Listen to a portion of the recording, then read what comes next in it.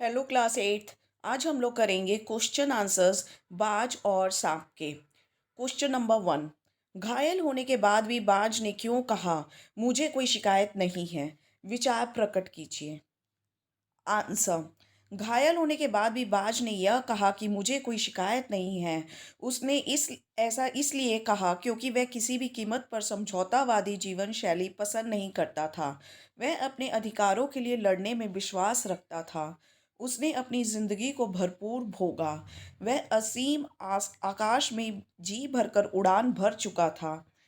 जब तक उसके शरीर में ताकत रही तब तक ऐसा कोई सुख नहीं बचा जिसे उसने ना भोगा हो। वह अपने जीवन से पूर्णतः संतुष्ट था। क्वेश्चन नंबर दो। बाज जिंदगी भर आकाश में ही उड़ता रहा, फिर घायल होने के बाद भी वह उड़ना क्यों चाहता था? आंसर। बाज जिंदगी भर आकाश में उड़ता रहा। उसने आकाश की असीम ऊंचाइयों को अपने पंखों से नापा।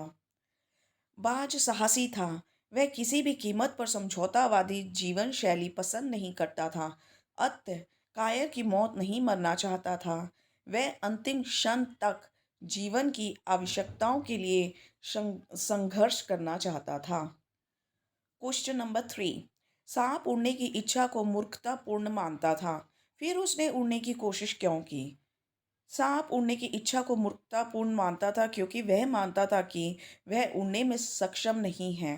पर जब उसने बाज के मन में आकाश में उड़ने के लिए तड़प देखी, तब सांप के मन में भी उत्सुकता जागी कि आकाश का मुक्त जीवन कैसा होता है।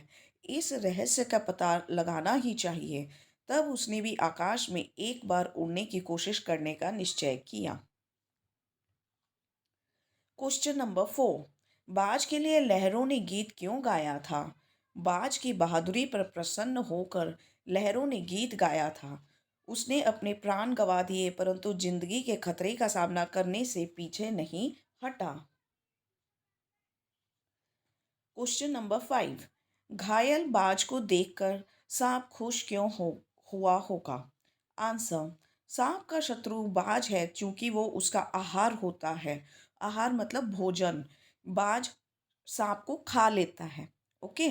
तो आगे आगे देखते हैं। घायल बाज उसे किसी प्रकार का आघात नहीं पहुंचा सकता था, इसलिए घायल घायल बाज को देखकर सांप के लिए खुश होना स्वाभाविक था। Thank you very much everyone. दूसरे चैप्टर्स के सॉल्यूशंस के लिए भी आप हमारा चैनल ज़रूर विज़िट कीजिएगा। And please like share and subscribe.